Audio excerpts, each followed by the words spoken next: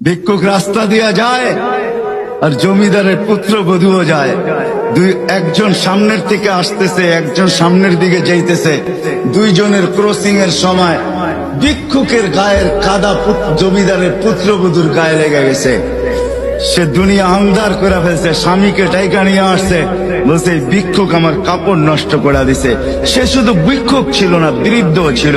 বৃদ্ধ ছিল না শুধু, জীর্ণ ছিল, শীর্ণ ছিল। শরীরে কাপড় ছিল না, ফাটা চিরা কাপড় ছিল। পায়ে জুতা ছিল না, পেটে ভাত ছিল না। জমিদারের পুত্র সইতে পারে নাই, যৌবনী শক্তি সয়তো সয় কি কইরা তার স্ত্রীর গায়ে ভিক্ষুকের কাদা। বস সমগ্র শক্তিকে হাতে জমা করা, একত্র করা বৃদ্ধের গালে বসায়। বৃদ্ধ কিচ্ছু বলে নাই, শুধু উপরের দিকে তাকায় দুই তিনটা শব্দ উচ্চারণ করছেন।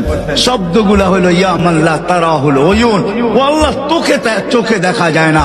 ও তারা কুল্লা শাই, তুই সব দেখিস। ফারা তারা মা বি, তুই কি দেখিস না আমার সাথে কি ঘটতেছে, এটা কি দেখিস না? বলতে দেরি যুবক, মরতে দেরি হয় নাই। জমিদার চলে আসছে, প্রতিশোধ নিবে। বৃদ্ধের একদিকে মুস্কি হাসি, একদিকে বলতেছে প্রেমের খেলা এমনই হয়। জিজ্ঞাসা করছে কিসের প্রেমের খেলা রে?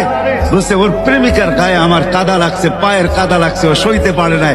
যৌবনী শক্তি দিয়ে আমার বৃদ্ধ গালে বসায় দিছে। আমাকেও একজন ভালোবাসে, সেও সইতে পারে না, সেও সইতে পারে না। ও তো থাপ্পড় দিয়া খেলতো, সে জান নিয়ে নিছে, জান।